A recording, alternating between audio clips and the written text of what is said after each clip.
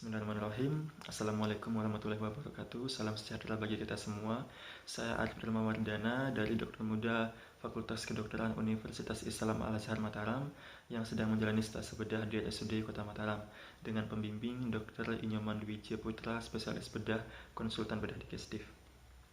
Dalam kesempatan kali ini saya diberikan kesempatan untuk berbicara mengenai batu kandung empedu, atau disebut juga dengan gallstone atau cholelithiasis. Batu kandung empedu merupakan suatu penyakit batu empedu yang ditemukan di dalam kandung empedu. Menyinggung sedikit mengenai kandung empedu merupakan suatu organ berongga yang terletak di suatu celah di permukaan inferior hepar. Kandung empedu berfungsi untuk penyimpanan empedu, yang mana empedu dihasilkan oleh hepatosit, kemudian masuk ke dalam kanalikulus di dalam lobulus hati, kemudian dialirkan ke dalam ductus hepatikus kanan maupun kiri, dan selanjutnya masuk ke dalam kandung empedu melalui ductus cysticus. Empedu itu sendiri berfungsi sebagai ekskretorik yang mana mensekresi, untuk mengekskresikan metabolit hati, bilirubin, dan juga kolesterol berlebih. Selain itu, empedu juga berfungsi dalam proses pencernaan, terutama membantu mengemulsifikasikan lemak, sehingga lemak dapat dengan mudah diabsorpsi di dalam usus.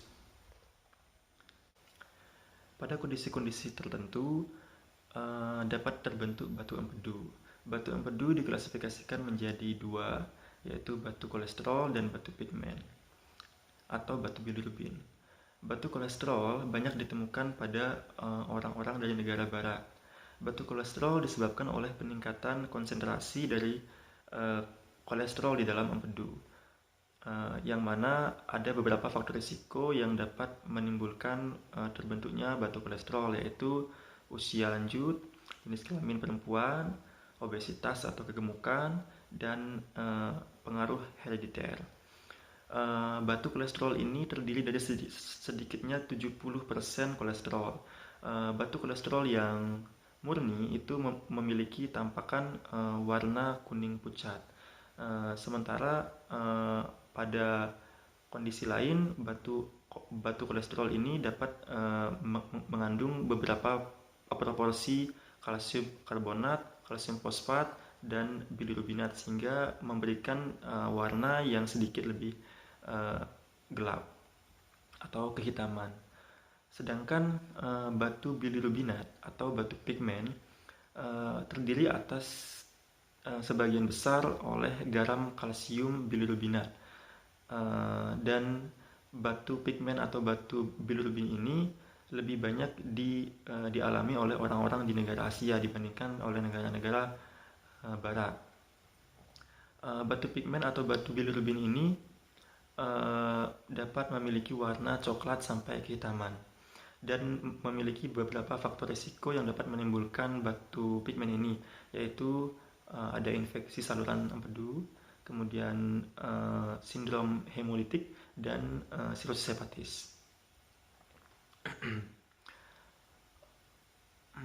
Untuk gambaran klinis dari penyakit batu kandung empedu dapat mulai dari asimptomatik. Jadi sebagian besar penderita batu kandung empedu bersifat asimptomatik, sedangkan penderita yang bersifat simptomatik biasanya umumnya akan memiliki keluhan utama, yaitu nyeri di bagian epigastrium, di daerah epigastrium atau di kuadran kanan atas.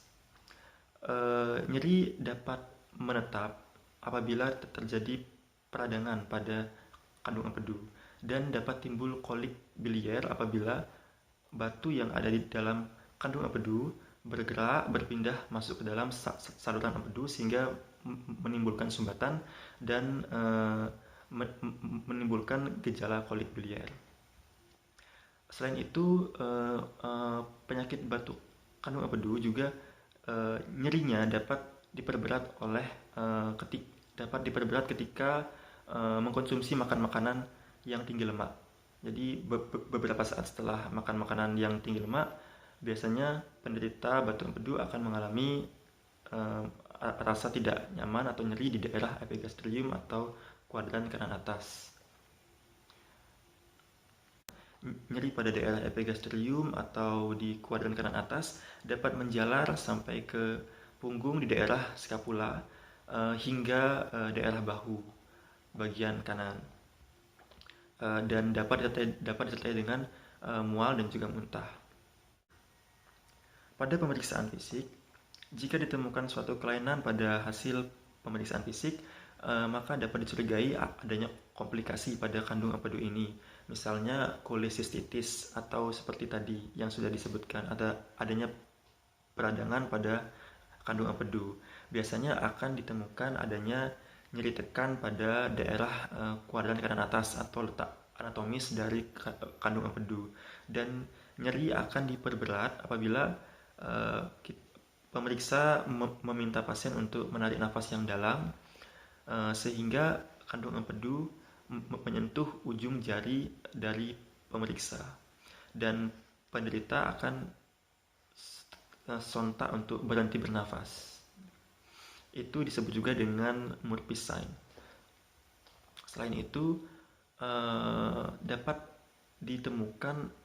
bisa juga ditemukan adanya tanda Trias Virchow, yang mana merupakan tanda dari adanya peradangan pada saluran empedu atau kolangitis, yaitu adanya demam disertai menggigil, kemudian adanya ikterus, dan nyeri pada daerah hepar. Untuk pemeriksaan penunjang atau terutama laboratorium dan pencitraan, dari hasil laboratorium untuk penderita kandung empedu yang asimptomatis biasanya tidak ditemukan kelainan. Namun pada penderita batu kandung empedu yang mengalami peradangan atau infeksi dapat ditemukan leukositosis. Selain itu, jika didapatkan adanya batu pada ductus choledochus atau terjadinya choledocholitis, maka terjadi obstruksi yang dapat menyebabkan peningkatan kadar serum bilirubin. Sementara itu, untuk pemeriksaan pencitraan atau imaging, pilihan utama yaitu ultrasonografi karena memiliki sensitivitas dan spesifisitas yang tinggi. Sedangkan foto polos abdomen biasanya tidak khas karena hanya sekitar 10% sampai 15% yang batu empedu yang bersifat radiopak yang dapat terlihat pada foto polos abdomen. Selanjutnya, tata laksana batu kandung empedu dapat dilakukan secara non-bedah maupun secara pembedahan. Tata laksana secara non-bedah dapat dilakukan dengan lisis batu dan pencegahan terhadap terbentuknya batu empedu. Lisis batu dapat dilakukan dengan memberikan sediaan garam empedu kolelitolitik. Namun dapat juga dilakukan dengan tindakan lisis batu kateterisasi perkutan. Sedangkan tindakan pencegahan untuk terbentuknya batu empedu dapat dilakukan dengan menurunkan asupan dari makanan-makanan yang tinggi lemak serta menurunkan sintesis dari kolesterol dengan pemberian obat-obatan golongan statin. Kemudian, tata laksana secara pembedahan dapat dilakukan kolesistektomi. Kolesistektomi diindikasikan pada pasien yang bersifat simptomatik atau batu kandung empedu yang bersifat simptomatik. Namun, kolesistektomi juga dapat dilakukan secara elektif pada kondisi-kondisi tertentu seperti pada pasien diabetes mellitus, karena batu kandung empedu pada pasien diabetes mellitus rentan mengalami komplikasi yang lebih berat. Kemudian, pada pasien-pasien yang memiliki batu kandung empedu lebih besar, yaitu lebih dari 2 cm, dan ditemukan adanya klasifikasi pada kandung empedu karena berhubungan dengan adanya kemungkinan timbulnya keganasan. Ya, mungkin itu saja yang dapat saya sampaikan. Mohon maaf untuk kekurangannya. Terima kasih atas kesempatan dan perhatiannya. Wassalamualaikum warahmatullahi wabarakatuh. Jangan lupa like, share, dan subscribe.